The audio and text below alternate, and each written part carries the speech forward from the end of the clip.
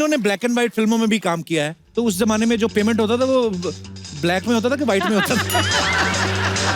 दोनों में होता था। दोनों में होता था। राशा जी, आपको अच्छा लगा जब रंगीन हो गया सिनेमा? पहली फिल्म जो मैंने की वो गेवा कलर की थी। इतने बड़े बड़ी लाइट्स ले आते थे और रिफ्लेक्टर्स इतने लगते थे, रिफ्लेक्टर्स ऐसे होते थे कि मेरी आंखें लाल हो जाती थी जी। और लोग कहते थे हाँ तुम्हारी आंखें लाल कैसे होती है, शराब वराब पीती हो क्या है। उस समय भी कोई तो हीरो ऐसा होता ही होगा जो बड़ा फ्लर्ट करता होगा। अगर आप चांस देंगे तभी फ्लर्ट करेंगे ना, तो मालेंगे एक थप्पड़ मिलेंगे तो थोड़ी आएंगे। वेले आदमी जो होते हैं वो टाइम पास करने के इनोवेटिव आइडियाज होते हैं। मैं जानना चाहता हूँ कौन कौन से आइडियाज हम सीखना चाहते हैं। जी मैम। टाइम पास करने के लिए बेस्ट आइडिया है कि चादर ओढ़ो और सो जाओ। इतना सारा घर में काम होता है, कौन करे, इसलिए अच्छा है चादर ओढ़ो और सो जाओ। ये अच्छा है। नहीं, पर एक टाइम पे तो आदमी सो के भी थक जाता है ना। कभी कभी आप सो के उठते हो, इतना सो के उठते हो कि सोते सोते थकावट हो जाती है। वेला आदमी फिर भी सो जाता है जैसे। तो आपकी शादी हो गई? जी अच्छा जी। हस्बैंड भी आए हैं आपके साथ में? नहीं, वो क्या कर रहे हैं? बच्चा संभाल रहे हैं वो।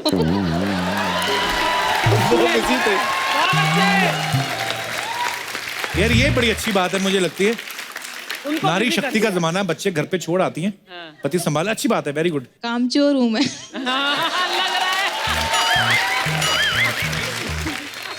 पर वैसे आप बोल रही कामचोर, बच्चे टाइम पे हो गए आपके भी।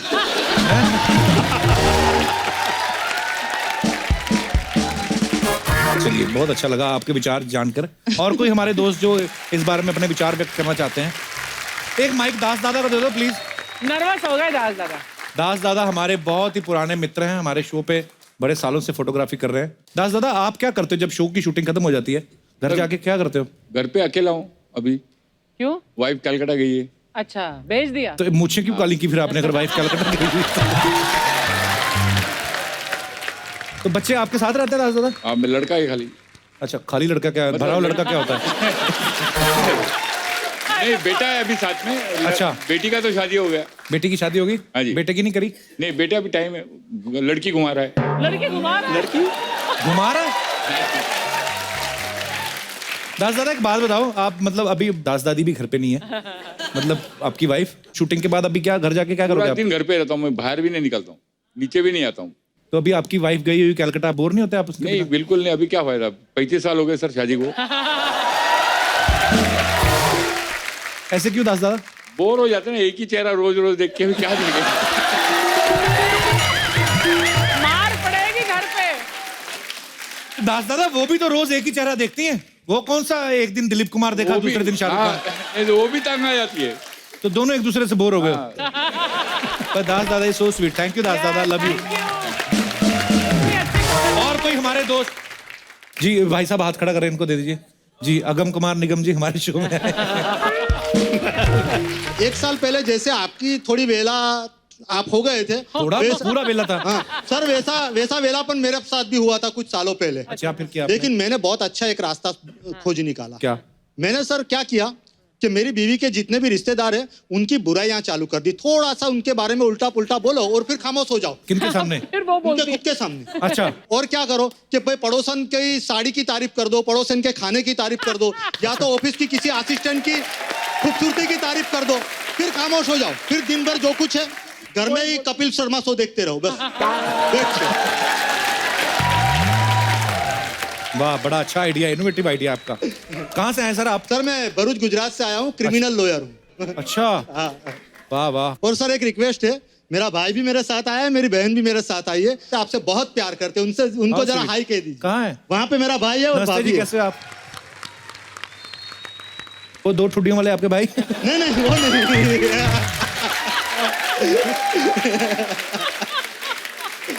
सॉरी, बहुत बड़ी गलती हो गई सर। जितना मजा यहाँ पे आया है वो सारा घर जाके निकल जाएगा। क्यों? क्योंकि भाई की मुलाकात आपसे करवाई, बहन की करवाई, बीवी से भूल गया सर, माफ कर दो। बहुत बड़ी गलती हो गई। नमस्ते जी, कैसी हैं आप? बहुत अच्छा लगा सर, बड़े दिलचस्प इंसान है आप। Thank you sir, thank you. Archana ji, आज मैंने चंदू का बहुत ज्यादा टाइम वेस्ट कर दिया। इतनी देर में इसने पूरा गड्ढा देख लेना था जो भर रहा था बाहर। तो मैं चंदू के साथ देख के आता हूँ। आपका भी मन करे, वैसे बड़ी प्यारी लग रही है आप, लेकिन अभी मेहमान आने वाले हैं हमारे शो में, अगर आपको चेंज करना तो कर सकती हैं। तैयार वैसे हो बाहर खाना भी खुल गया। चलो भी Chandu, bye bye, thank you. चलो चलो चलो। हिंदी सिनेमा में आपका कंट्रीब्यूशन जो है कोई भुला नहीं सकता। मैम, एक बात जो सबके दिलों में है, सब जानना चाहते हैं कि फिल्मों में ब्रेक कैसे मिला आप लोगों को? मैं बहुत लकी थी। अच्छा जी। और मैं भारतनाट्यम सीखा था मैंने, तो जी। स्टेज पे परफॉर्म करती थी। अच्छा जी। तो उस वक्त सारी रीजनल फिल्में सब चेन्नई में बनती थी। अच्छा जी। तो किसी ने मेरी तस्वीर देखी तो मुझे ऑफर आने लगे घर बैठे। और मैं 13 साल की थी, तो मेरे पेरेंट्स ने कहा टू सून, मतलब बहुत जी। छोटी है, न इधर की न उधर की। तो फिर एक तेलुगु फिल्म में मैंने डांस किया, फोक अच्छा जी। डांस। वो लकीली बहुत मशहूर हुआ। अच्छा जी। तो उसके बाद बस एक तेलुगु फिल्म थी, उसमें लीड रोल किया ऑपोजिट एनटी रामाराव, जो आंध्र प्रदेश अच्छा जी, जी जी। सीएम थे। उसके बाद गुरुदत्त जी मिले मुझसे हैदराबाद में। अच्छा जी। तो फिर उन्होंने मुझे बॉम्बे बुलाया। फिर इट्स अ हिस्ट्री। वाह, ग्रेट। और आशा जी, आप कैसे आए फिल्मों में? मैं स्टेज पे परफॉर्म किया करती थी। अच्छा जी। और लेट बिमल रॉय ने मुझे डांस करते हुए देखा। मैं 9-10 साल की थी। अच्छा जी। तो उन्होंने देखा और मुझे बुलाया, फिल्म में काम करोगी? मैंने ऐसे कह दिया हाँ करूँगी। अच्छा जी। तो इस तरह से माँ पिक्चर में मैंने एक छोटा सा रोल किया था। अच्छा जी। उसके बाद तो मैं बड़ी हो गई, स्कूल में जाती थी। तो गूंज उठी शहनाई के लिए विजय भट्ट जी ने मुझे बुलाया अच्छा जी। और कहा कि तुम्हें हीरोइन बना रहे, राजेंद्र कुमार जी हीरो है। तो 2 दिन की शूटिंग करने के बाद कहा कि नहीं, आप स्टार मटेरियल नहीं है, अच्छा। आप हम आपको नहीं ले सकते हैं। अच्छा। मटेरियल नहीं। तो हमको निकाल दिया गया। 1 हफ्ते में मुहूर्त था बहरूपिया का, और वहाँ एस मुखर्जी मिले, बोले कल फिल्मालय आ जाना। मैंने कहा अभी फिल्मालय क्या करना है, अभी तो मुझे डॉक्टर बनना है, मुझे तो नहीं जाना है। इसी तरह से वहाँ पहुँच गए। और फिर तो सबको मालूम है कि दिल दे के देखो कि हीरोइन बन गई।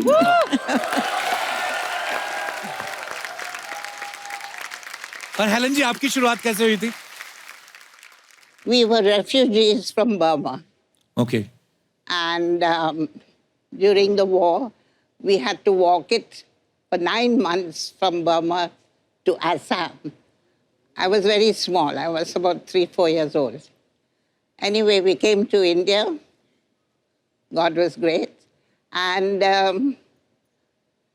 I went to school. And while going to school, I started learning Manipuri, a little of Bharatnatyam, and Kathak. Just the fundamentals, ताकि in case I was given a chance, I would know the stance of all these dances. उस ज़माने में कुकू जी बहुत बड़ी dancer and actress थी. अच्छा जी। And my mother requested her that मैं chorus में कम से कम join करूं, क्योंकि we needed the money very badly. We were living in one room. The Mori was in one room. और another thing I must tell you, जब भी गर्मी का दिन था, हम लोग चटाई को ठंडा करके जमीन पे लगा के नहा के, we never used to wipe ourselves, put our nightie and we go to sleep. Oh my God. So we've seen these lovely days, praise the Lord. Because of that, I'm here now. Thank you. कितनी अच्छी बात है कि हमारी तीनों जो legend artist हैं, तीनों बचपन से ही इतनी टैलेंटेड थी कि 9-10 साल की उम्र में आपको रिकॉग्नाइज किया गया। मतलब कमाल है। आज हमें आपको तीनों को एक साथ देख के बहुत खुशी हो रही है। तो आप तीनों ने ब्लैक एंड व्हाइट फिल्मों में भी काम किया है, उसके बाद कलर फिल्मों का दौर आया। तो उस जमाने में जो पेमेंट होता था वो ब्लैक में होता था कि व्हाइट में होता था? सॉरी, ये बचकाना सवाल पूछने के लिए। दोनों में होता था। दोनों में होता था। अच्छा मैम, जब ब्लैक एंड व्हाइट फिल्मों से कलर का दौर आया, उस समय आपको सबसे, मैं ये सवाल अब तीनों से, सबसे अच्छी चीज आपको क्या लगी जब सिनेमा जो है वो रंगीन हो गया? मुझे बल्कि ठीक नहीं लगा क्योंकि उस अच्छा। वक्त लाइट बहुत ज़्यादा इस्तेमाल करते थे। ओके। क्योंकि उनका फिल्म का एमल्शन कुछ कम था, ज़्यादा था, something like that, technical thing. तो मुंह सारा जल जाता था। एक आइस बकेट में अच्छा। एक शामो लेदर कहते थे, उसको डाल के रखते थे, फिर मुंह पे लगाते रहते थे अच्छा बिफोर जी। The take. तो मैं कहती थी कहाँ फंस गए हम, इतनी ज़्यादा गर्मी थी। और उस वक्त एसी तो थे ही नहीं कहीं भी, ना जी। कमरों में ना स्टूडियो में, तो बुरा हाल होता था। मैं तो कहती कलर में शुरू कर दी पिक्चर, हाय मर गए। अच्छा। और आशा जी आपको अच्छा लगा जब रंगीन हो गया सिनेमा? पहली फिल्म जो मैंने की वो गेवा कलर की थी। अच्छा जी। हम हिंदुस्तानी, तो वो इतने बड़े बड़ी लाइट्स ले आते थे और वो लगा के, मुझे याद है मुझे ऐसे खड़े रहना था, कैमरा यहाँ था और वो लाइट यहाँ थी। अच्छा जी। शाम को देखा तो ये पूरा जल गया था। बाप रे। रिफ्लेक्टर्स इतने लगते थे, रिफ्लेक्टर्स ऐसे होते थे कि मेरी आंखें लाल हो जाती थी। जी। और लोग कहते थे हाँ तुम्हारी आंखें लाल कैसे होती है? अरे भैया शराब वराब पीती हो क्या है? तो अच्छा, इन्होंने कहा लाल आंखें, उस पर एक किस्सा सुनाओ आप जी, चाहें जी, जी। तो मेरी पहली कलर शूटिंग हुई जब 14 का चांद रिलीज हुई, जी। तो बहुत हिट हो गई थी। तो उस वक्त एक कलर का सिलसिला शुरू हो गया था। तो गुरुदत्त जी ने सोचा ये जो टाइटल सॉन्ग जो इतना मशहूर हुआ है उसको रीशूट करते हैं कलर में, फिर अच्छा रिलीज जी। करेंगे। तो वही किया उन्होंने। फिर दोबारा उनको सेंसर करना पड़ा, दिखाना पड़ा। सेंसर बोर्ड ने कहा जी वो एक शॉट वहीदा जी वो मुड़ के देखती, वो काट दीजिए। ऐसे क्यों? मैं ऐसे ही हूँ, बस सिर्फ मुड़ के देखती हूँ। तो इन्होंने पूछा क्यों क्यों क्या है इसमें खराबी? तो बोले जब वो मुड़ के देखती है उनकी आंखें लाल हो गई। तो अच्छा। हाँ साहब लाइट बहुत है तो लाल हो गई। जैसे इन्होंने कहा नहीं, इसमें शी लुक्स वेरी सेंशियस। अच्छा। हाँ, तो फिर गुरुदत्त जी ने कहा साहब ये मियाँ बीवी का सीन है और कुछ नहीं, ना लिपटे ना झिपटे ना हाथ पकड़ा, बेचारी यूं से यूं देखा।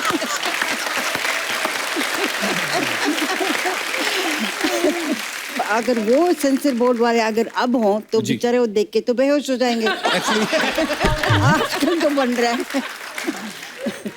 तो हेलन जी उस दौर में जैसे आशा जी ने वहीदा जी ने बताया कि लाइट्स बहुत ज्यादा होती थी और ऊपर से डांस करना, डांस में तो रीटेक भी और होते होंगे बिकॉज छोटे छोटे शॉट्स लेने हैं और इतनी सारी लाइट, आपको भी परेशानी होती होगी फिर तो? I was very happy that it was in color ji. because my costumes were very colorful. Ji. I could wear those feathers and I could, ji. you know, and I looked much better. So for me, color was lovely. Kapil, मैं जैसे आप सबने बोला कि इतनी गर्मी वगैरह, and then हम तो आज वैनिटी वैन मिलती है हमें और हम लोग इतने एयर कंडीशन कंट्रोल एनवायरनमेंट में शूट करते हैं। तो मैम आप सबसे पूछना चाहती हूँ कि आप लोग कैसे मेकअप करते थे? कभी जंगल में शूट है, कभी यहाँ, तो वैन तो होती नहीं थी। राइट। अर्चना आप मानोगे नहीं, मुगले आजम जैसी पिक्चर बनी मोहन स्टूडियोज में, जी। वहाँ एक वॉशरूम नहीं था। बाप रे। तो एक बार मैं और लेट महमूद एक्टर जी। हमने तय किया कि हम पैसे देते हैं। स्टूडियो ओनर को कहा भाई 2 बाथरूम बना दीजिए। दो। तो आफ्टर हम बोल के हम चले गए कि अगली दफ़ा आएंगे शेड्यूल पे। 10 दिन के बाद आए तो जी हमने जल्दी से पूछा वो मैनेजर को बाथरूम बना? हाँ जी इंतज़ाम कर दिया हमने। अच्छा जी। क्या इंतज़ाम किया? वो कॉरिडोर में उन्होंने एक थंडर बॉक्स रख दिया था। बाप रे।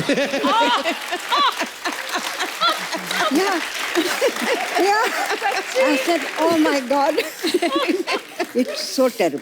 बाप रे, कितना मुश्किल होता होगा उस समय, सारा दिन शूट करना, वॉशरूम ही नहीं है। हमने वॉशरूम पानी नहीं पीना है। छोड़ दिया था। Oh कि स्टूडियो सुबह जाओ से शाम पानी मत पियो। तक बाथरूम नहीं जाते थे। Oh my God. घर जाके बाथरूम जाते अभी थे। तक माशाल्लाह कितनी अच्छा है। हाँ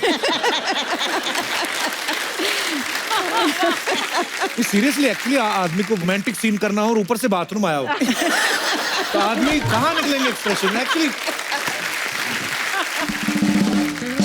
सो हेलन जी को डांसिंग क्वीन, पता बहुत सारे ऐसे टाइटल दिए गए थे, ऐसे नाम दिए गए थे हेलन जी। जैसा कि मैंने पहले कहा कि एक ही गाना कभी कभी हेलन जी का पूरी फिल्म पे भारी पड़ जाता था। तो हेलन जी दूसरी जो हीरोइन होती थी फिल्म में और आप आके एक गाने में वाही लूट लेती थी, तो उनको जेलसी फील नहीं होती थी कि आ गई हेलन जी है, अब ये सारा मेला लूट के ले जाएंगे? By the grace of God, I've been very good with all the heroines in the movie. They loved me, literally they cared for me. There was no jealousy. I worked with Asha ji. Were you jealous of me? No. If I was jealous, I wouldn't be friends with you. अच्छा आशा जी, आपकी जब आपकी फिल्में silver jubilee होती थी, golden, आपको jubilee girl भी नाम दिया गया था आपके फैंस के द्वारा, तो जब सिल्वर जुबली होती थी फिल्में, गोल्डन जुबली होती थी, उसके बाद आपने फिल्मों की क्वांटिटी बढ़ाई थी या पेमेंट ही बढ़ाई थी सिर्फ? क्वांटिटी तो बढ़ा नहीं सकते थे क्योंकि हम लोग 9:30 to 6:30 की शिफ्ट करते थे जी। और फिर 7 बजे मैं पहुंच जाती थी स्टेज पे, मेरे बैलेज होते थे तो फिर डांस करना शुरू कर देती थी। 3.5 घंटे का बैले होता था, वो ख़त्म करके फिर घर जाती थी। तो क्वांटम तो बढ़ा नहीं सकती थी, हाँ पैसे तो बढ़ा सकती थी।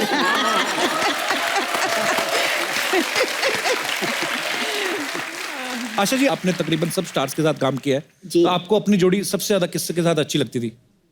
मेरी पहली फिल्म शम्मी कपूर जी के साथ थी। अच्छा जी। तो मुझे उनके साथ काम करने का जरा आसानी लगती थी। एक बहुत मतलब जो वो करते थे वो इमीडिएटली मैं पकड़ लेती थी। अच्छा जी। जैसे डांस होता था तो डांस डायरेक्टर नहीं होता था। अच्छा जी। अच्छा तुम ये कर लेना, मैं ये कर लूंगा। अच्छा, वाह। हाँ, Really? तो इस तरह से कई गाने हमारे ऐसे थे कि विदाउट अ डांस डायरेक्टर बिना हमने dance किए director? हैं। क्या बात है यार। जी जी। और उनको मैं छेड़ती थी भी बहुत। मुझे याद है कि एक बार हम शूटिंग कर रहे थे कश्मीर में, तो उन्होंने कुछ पहलवान को बुलाया, उनके गले में कुछ हो गया था। अच्छा तो जी। बहुत हंसी, अरे पहलवान को बुलाया गला ठीक करने के लिए। ओह, दूसरे दिन मैं गिरी तो पैर में मोच आ गई। सब वो पहलवान फिर आ गए मेरा पैर ठीक करने। As usual, शमी जी कर रहे आया ना, मैंने कहा जी आ गया। एक्चुअली उस समय फिजियोथेरेपिस्ट थोड़ी ना होते थे, तो पहलवान ही जो पहले कुश्तियां करते थे। मुझे याद है बिकॉज मेरे फादर की कुश्ती करने के बड़े शौकीन थे, तो जब उनको कभी ऐसे हो जाता था तो पहलवान के पास जाते थे, और पहलवान भी पता नहीं कोई MRI कोई एक्सरे नहीं करते थे, खुद ही देख के ऐसे खड़क पटाखे की आवाज आती थी, या तो आदमी ठीक हो जाता था या बेड़ा गर्क। आशा जी, हेलन जी, आप मतलब जब भी किसी हीरो के साथ काम करती थी तो ऑब्वियसली हर एक का अलग अलग स्टाइल रहता है, लेकिन शम्मी जी के खुद के स्टेप होते थे, वो हम लोग सब हाँ, वो देखते रहे। खुद ही मतलब कर लेते थे। तो वो कितनी एनर्जी होती थी, कितना मुश्किल रहता था उनके साथ डांस करना आपको भी? आप एनर्जी तो क्या रिदम थी उनमें। हाँ जी। एक रिदम पे झटके clan is वटके। full of rhythm. या, सब बच्चे लोग। सभी लोग। और क्या शम्मी जी का कोई शशि प्रॉपर कपूर, डांस मैं नहीं बोल होता रही था, थी। जैसे जी। वाइल्ड डांस ना। जी। तो रिदम को पकड़ के उनमें इतनी पूरे जिस्म में रिदम थी रिदम थी वो उनकी ये body हाथ में। भी यूं करो यूं भी करो तो सब रिदम में करते थे। Actually Isn't it? अच्छा वहीदा जी, ऐसे हमने सुना है कि जब आप फिल्मों में आई थी तब आपका नाम जो है वहीदा रहमान नहीं था, कोई और नाम था। नो ऐसे पता नहीं क्यों अफवाह है ये? अफवाह है। असली नाम मेरा वहीदा रहमान और वहीदा रहमान ये था। अच्छा जी। हाँ। मैं आज ही इनको बाहर निकालता हूँ जिन्होंने ये मुझे बोला ना। वहीदा जी, एक और अफवाह है, पता नहीं ये भी अफवाह ही है कि सच्ची बात है, लेकिन बड़ी ऐसे अफवाहें सुन के आ रहे मैं हैं आप। अफवाहें सुन के आया हूँ बहुत सारी, एक के बाद एक के बाद पर उन्होंने कहा कि जो आपके भरतनाट्यम के जो गुरु थे उन्होंने पहले आपको डांस सिखाने से मना कर दिया था, हाँ, लेकिन बाद में आप ही उनकी बेस्ट स्टूडेंट हाँ, निकली। हाँ। अच्छा, तो मतलब ये बात सही है, चलो ये वो बात बच गया आज। सही तो ये क्या रीजन था वहीदा जी, उन्होंने क्यों मना किया आपको डांस सिखाने से? वो बहुत मशहूर वो एक गांव है, गांव के जैसे साहिर लुधियानवी, जी। तो तिरुचंदूर एक जगह है तमिलनाडु में, वहाँ के थे वो। अच्छा जी। तिरुचंदूर मीनाक्षी सुंदरम पिल्ले उनका नाम था। बाप रे, इतना लंबा नाम। हाँ, तो मुझे जिद आई कि उन्हीं से सीखना है। अच्छा तो जी। हमारे कोई बीच में फ्रेंड थे, उन्होंने जाके कहा ऐसे ऐसे सीखना है। जब नाम सुना तो बोले नाम तो मुसलमान है। बोले हाँ, लड़की भी मुसलमान। No no no no no, मैं मुसलमान को भरतनाट्यम कैसे सिखा सकता? अच्छा। बोले क्यों नहीं सिखा सकते साहब आप? नहीं, वो अभिनय जो हमारे डिवोशनल गाने होते उसको समझेगी नहीं, वो ठीक से कर नहीं पाएगी। तो 6 महीने लगा दिया और मैं भी जिद से अड़ी रही कि उन्हीं से सीखना है। वाह।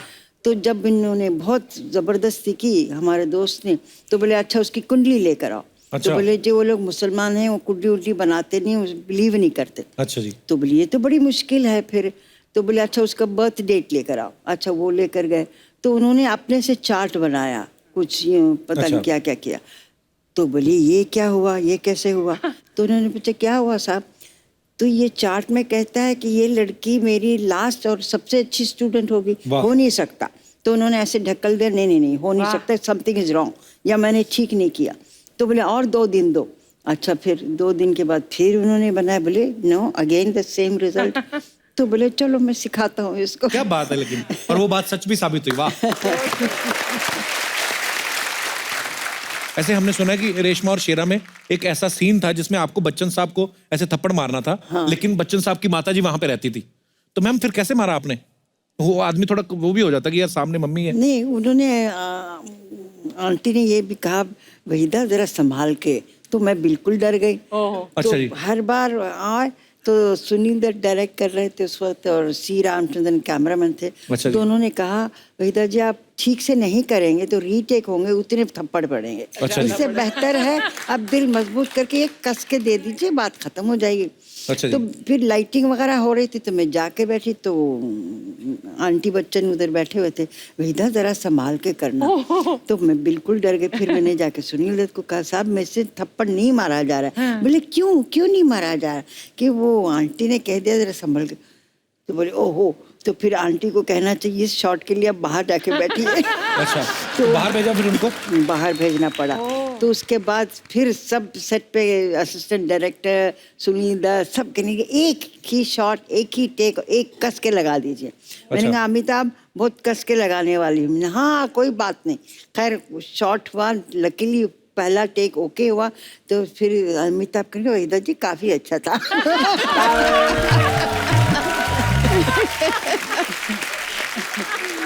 मैम उस समय जब आपके कोई क्रेजी फैन आता था तो आप कैसे हैंडल करती थी आशय?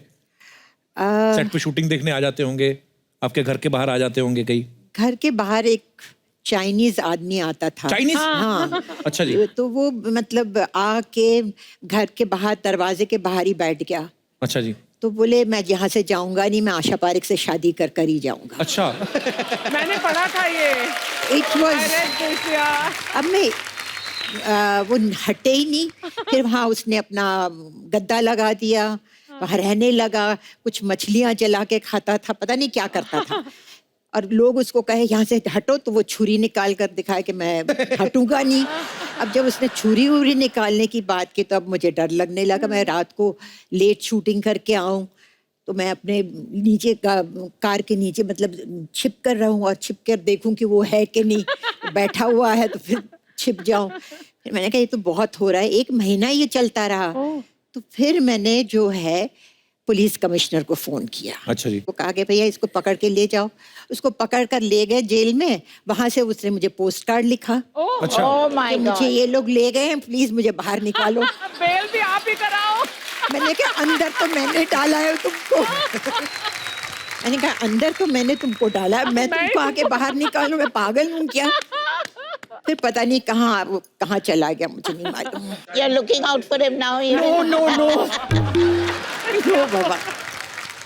हेलन जी आपके साथ कभी नहीं हुआ ऐसा?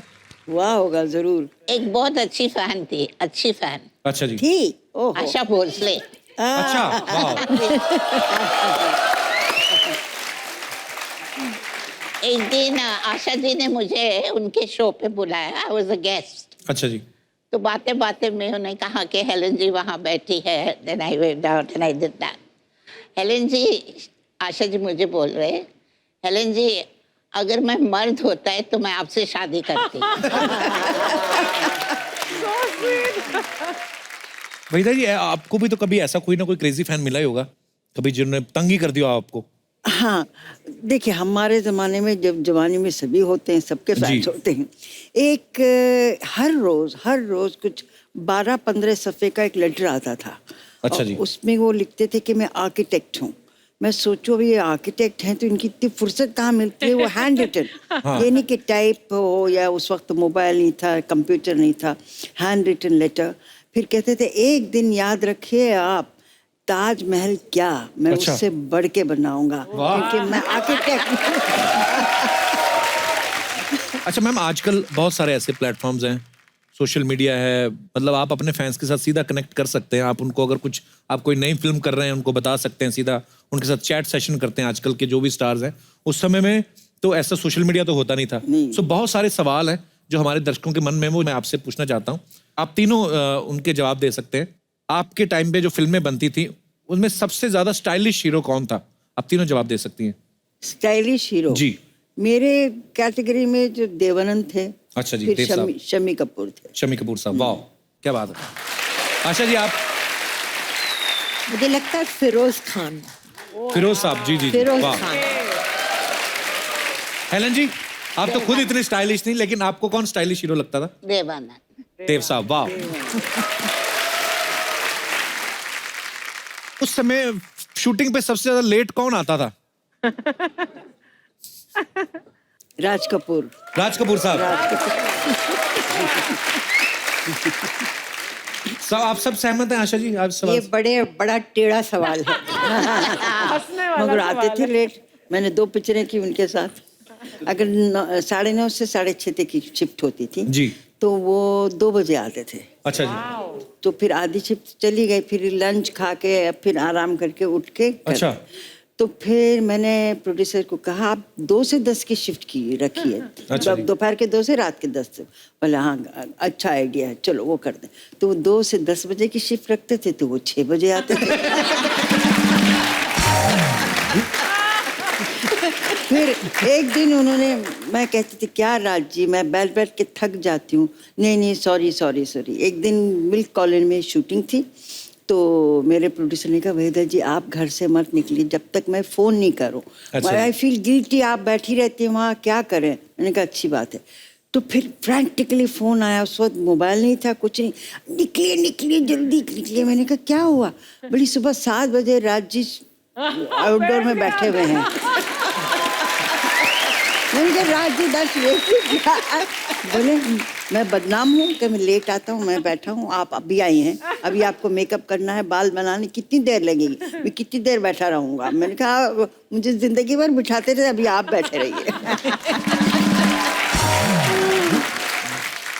ऐसे कौन से एक्टर थे जो दूसरों के डायलॉग चेंज करवा देते थे? ऐसा कोई था?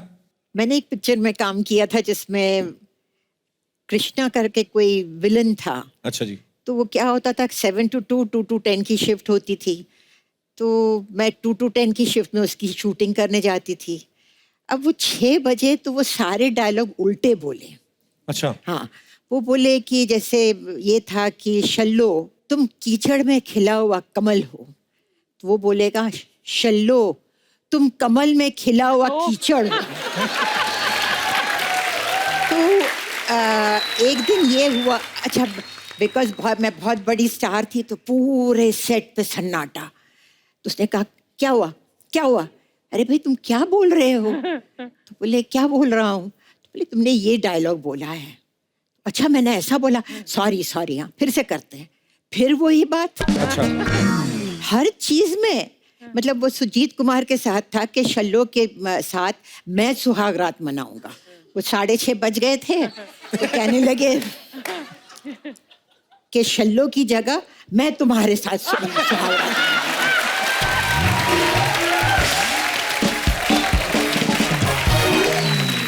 अच्छा हेलन जी, कोई ऐसा एक्टर भी था जो सबसे ज्यादा, मैं ना मेरे शो पे जो भी हीरोइन आती हैं अपनी फिल्म की प्रमोशन करने के लिए, अब तो खैर मेरी शादी हो गई है, मुझे ऐसा बोलते हैं कि तुम फ्लर्ट बड़ा करते हो, हालांकि मैं करता नहीं हूँ, मेरा हो जाता है।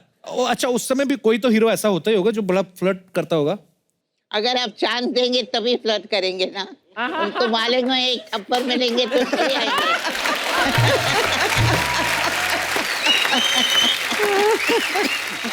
तो मैम सलीम साहब से आपकी मुलाकात कैसे हुई थी?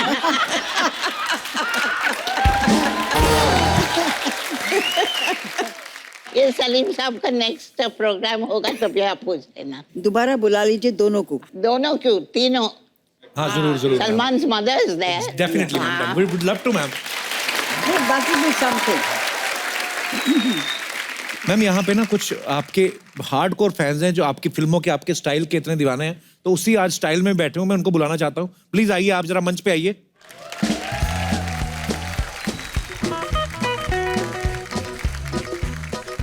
नमस्ते जी, आप सबका बहुत बहुत स्वागत है।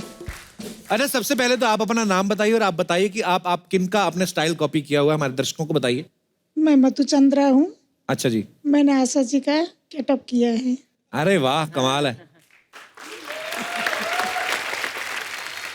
बहुत बहुत प्यारी लग रही हैं आप जी। आपका? हाँ, मेरा नाम निशा है अच्छा जी। और मैंने जो स्टाइल किया है वो भी आशा पारिक जी का है। अरे वाह वाह। हेलो हेलो जी मैम, कैसे रेखा हैं आप? मामतोरा। मैंने हेलन जी का स्टाइल किया है। अरे वाह जी। पीछे हेलो ममता सा, जी ममता। मैंने वही दाजी की स्टाइल। वाह ओहो। मैं जयश्री पंचालू, मैंने वेदा जी की स्टाइल। So sweet. हेलन जी, पहले नंबर पे आपके हिसाब से कौन? तो ये नंबर 1।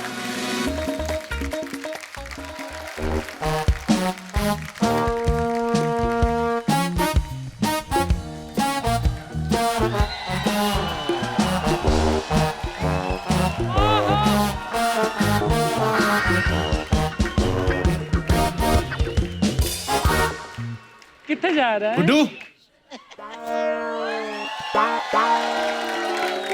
आजा, क्यों स्कूटर की चीखें निकलवा रहा है? ये मैम हमारे पड़ोसी हैं, बच्चा यादव, उनका बेटा है गुड्डू। अच्छा।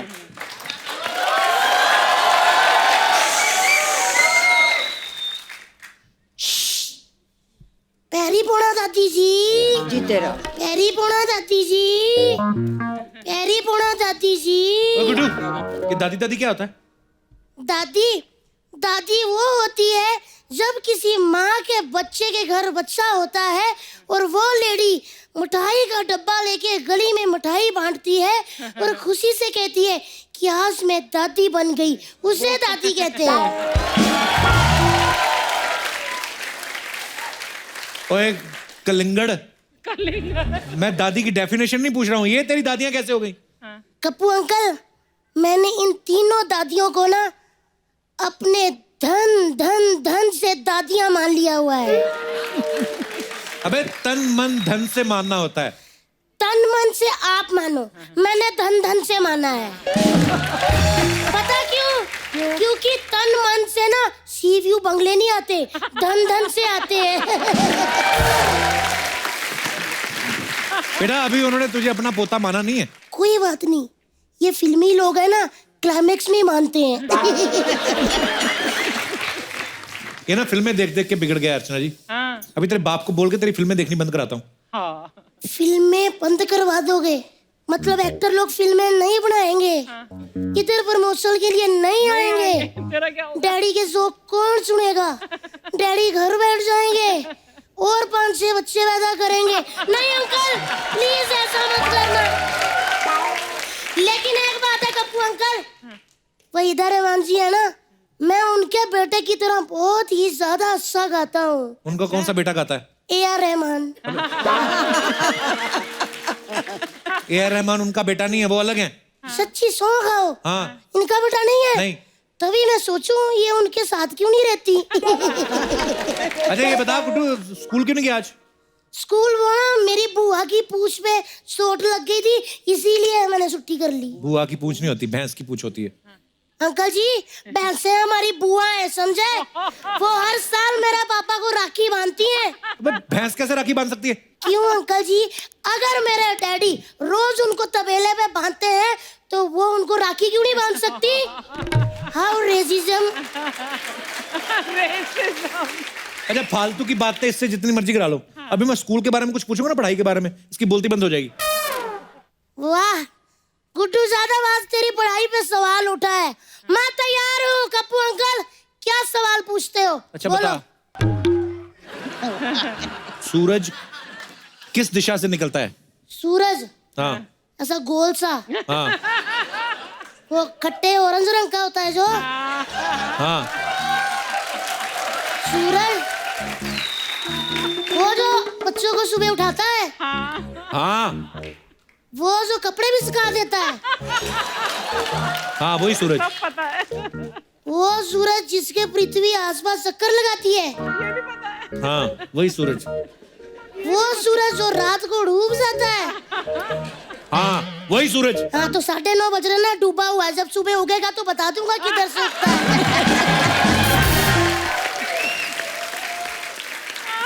देखा पढ़ाई लिखाई पे बिल्कुल ध्यान नहीं इसका, ऐसी बातें करता है। मैं इतना टैलेंटेड बच्चा हूँ ना अर्चना जी, मुझे पता था मेरी दादी जा रही हैं, इसीलिए मैंने 70s की फिल्मों पे ना ऐसे लिखा हुआ है। चल सुना फिर। ठीक है, तो मैं सुना देता हूँ। आज का हमारा शीर्षक है 70s की फिल्में। वैसे तो इंडस्ट्री में बहुत सारी फिल्में हुई हैं, लेकिन 70s के दशक की फिल्में मेरी फेवरेट हैं। उन फिल्मों में माँ एक अहम भूमिका होती थी। वो बेचारी दिन रात फटे पजामे मशीन में सीती रहती थी। अभी ये जांच चल रही है कि इतने सारे पजामे कौन फाड़ता था। 70s की माँ काफी भुलक्कड़ किस्म की होती थी।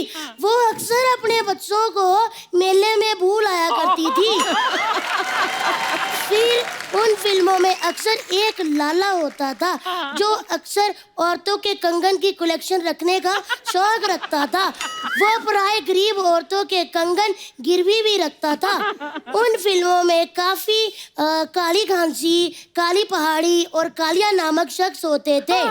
उन फिल्मों की माएं एंड में जाके अपने बच्चों को बताती थी कि उनके बाप का कातिल कौन है, ताकि फिल्म क्लाइमैक्स में पहुंच सके। धन्यवाद। अरे यार, ओए गुड्डू, अरे यार देखो यहाँ पर बैठे हो। अरे यार हम कब से यहाँ पर इंतजार में बैठे हैं इसके कि कब ये नींबू लेके आएगा और हम दूध को फाड़ेंगे, पनीर बनाएंगे। यहाँ पे मजे कर रहा है। हाँ तो दूध के बर्तन में बैठ जाता ना, वैसे दूध फट जाता।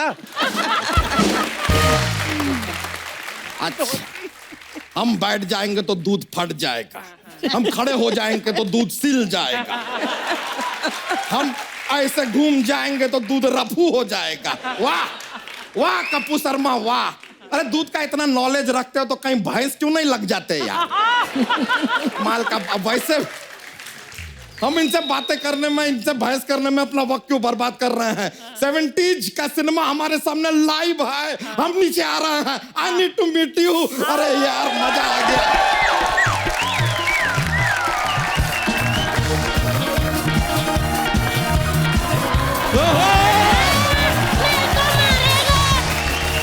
अरे यार, अरे बाप रे, नमस्कार नमस्कार। अरे यार मजा आ गया यार। क्या बात है अर्चना जी। इस मोहल्ले से जितना हमको निराशा था ना, आज सारा दूर हो गया। पूछे क्यों? अब मोहल्ले में आ गई है आशा जी, तो किस बात की निराशा जी। आशा जी, वहीदा जी, हेलेन जी, आपको हमारा प्यार भरा नमस्कार। और कप्पू शर्मा, आपको हमारा क्रोध भरा तिरस्कार। वैसे आप लोगों को यहाँ देख के बड़ा खुशी हो रहा है। अरे यार प्रोड्यूसर जी की मम्मी आई है। परिपूना मम्मी जी, देख रहे हैं आप कप्पू शर्मा जी। पहले पापा आए थे, फिर भाई को भेजा, अब मम्मी आई है। पूरा नजर रख रहे हैं हम पर। एक मम्मी और है, दूसरी मम्मी भी आएगी। अरे वो भी आएंगी। सही बात है। वैसे मम्मी जी, अगर शो में कुछ भी गलती हुआ हो, कुछ ऊंच नीच हुआ हो, कुछ भी अगर रॉन्ग आपको लगता हो तो इस आदमी को ब्लेम कीजिएगा। हम अपना तरफ से पूरा मेहनत कर रहे हैं। बिल्कुल। हम तो इतना ज्यादा मेहनत कर रहे हैं कि आपको क्या बताएं। हम अपने बच्चे का होमवर्क भी आजकल चेक नहीं करते, खाली जोक्स बनाने में अपना पूरा फोकस लगाते हैं हम। ताकि क्या है कि स्पॉन्सर सारे के सारे खुश रहें। आपको सच बता रहे हैं मम्मी जी, हम और हमारी ये चोटी इस शो के लिए हमेशा दिन रात खड़े रहते हैं। आशा जी, वहीदा जी, ये बातें तो चलती रहेंगी। आप लोगों के लिए हम कुछ गिफ्ट लेकर आए हैं। क्या दे सकते हैं? आशा जी जी, आपके लिए कटी पतंग। दिस इज ए कटी पतंग। ये वहीदा जी आपके लिए कागज के फूल। Thank you. और हेलेन जी, आपके लिए हम लाए हैं स्क्रिप्ट। अबे ये तो खाली है। हाँ तो ये अपने साथ घर पे ले जाएंगी, सलीम जी इस पे लिखेंगे और फिर ये हमें वापस लाके देंगी। क्या रहेंगे? सलीम जी को अगर हम डायरेक्टली अप्रोच करेंगे तो हमसे बहुत ज्यादा पैसे मांग लेंगे या हमें चाटा भी मार सकते हैं। वैसे वहीदा जी, अभी कुछ दिनों पहले ना हमारे मामा जी का ऑपरेशन हुआ था, तो उनके गुर्दे में से ना आपके वो सनम निकले। कौन से सनम? वो पत्थर के सनम।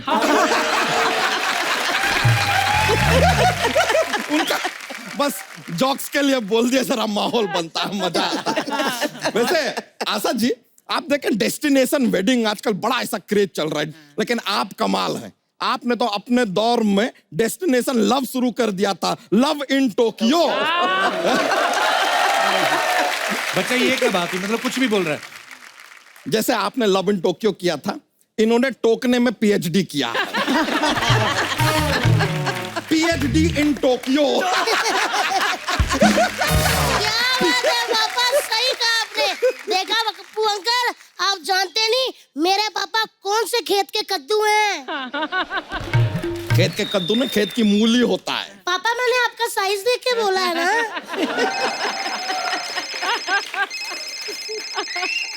किसका बजा? ओए ओए। किसका बजा? मेरा नहीं बजा। ये मेरा फोन बजा। अच्छा। अरे चलो छोड़ो, अजीब बच्चा है यार, कभी कभी तो हमें शक होता है, इजी माइन। चोटी देख ले। फिर बाद में ऐसा चोटी को देख के कंफर्म हो जाता है कि मैं भी। वहीदा जी, आपने वो फिल्म किया तीसरी कसम, अच्छा जी आपने वो फिल्म किया तीसरी मंजिल, तो ये मतलब डायरेक्टली तीसरी कैसा? ये दोनों फिल्मों का पहला 2 पार्ट तो आया ही नहीं, हमने देखा नहीं मतलब। पापा जी बस करो यार, आपकी बातें सुन के ना मेरे को नींद आई जा रही है। अच्छा, रात को तो सोता नहीं है तू, अभी तुझे नींद आई जा रही है? हाँ तो रात को कैसे सोऊं, आपस में मच्छर लड़ते रहते हैं। हाँ तो दूसरों की लड़ाई के बीच में क्यों पढ़ता है तू? और अगर पढ़ना ही है तो किताबें पढ़ जो हमने लाके दी है तुझे। बस पापा बस, इस भरी महफिल में इतने बड़े लोगों के पास आपने मेरी बेइज्जती करवा दी है। मैं आज गुड्डू यादव, बच्चा यादव की फैमिली से बायकॉट करता हूँ और खान फैमिली के साथ अपना संबंध बनाता हूँ। आप हमारे इस गठबंधन को स्वीकार कीजिए। धन्यवाद। ये क्या कर रहे हो? ये क्या हो रहा है गुड्डू? बछड़ों से ज्यादा प्यार क्या है हमने तुम्हें? हाँ तभी तो मेरे को कोई इंसान का बच्चा नहीं कहता, सारे कहते सांड का बच्चा। चल बेटा तू अंदर चल, अंदर चल। हाँ तो चले जाएंगे। हाँ तो जाओ ना। हाँ तो जा रहे हैं। हाँ तो कब जाओगे? हाँ तो चले जाएंगे। तो पैर उठा के जाओ ना। हाँ तो ये लो चले गए।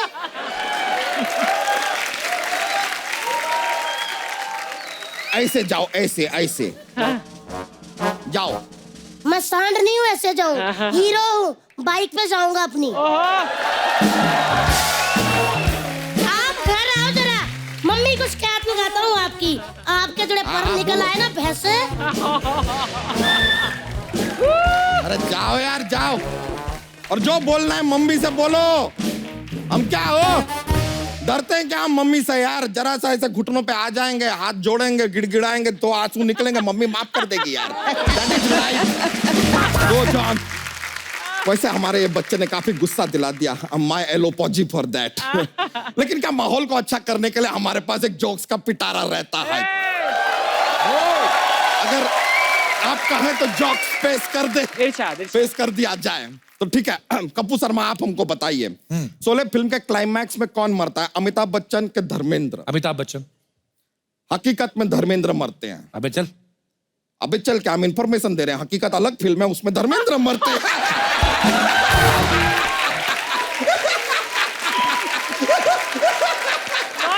I tricked him. एक और पेश करते हैं। अगर सूरज रात को निकल आए तो क्या होगा? क्या होगा? कुछ नहीं होगा यार, इतने अंधेरे में कहां पता चलेगा क्या निकला क्या नहीं।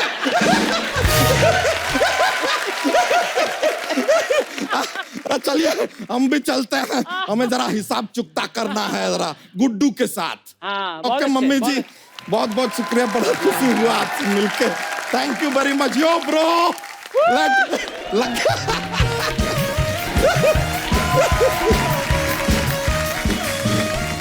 Please like, subscribe and click the bell icon to get new Kapil Sharma and other fun show video updates.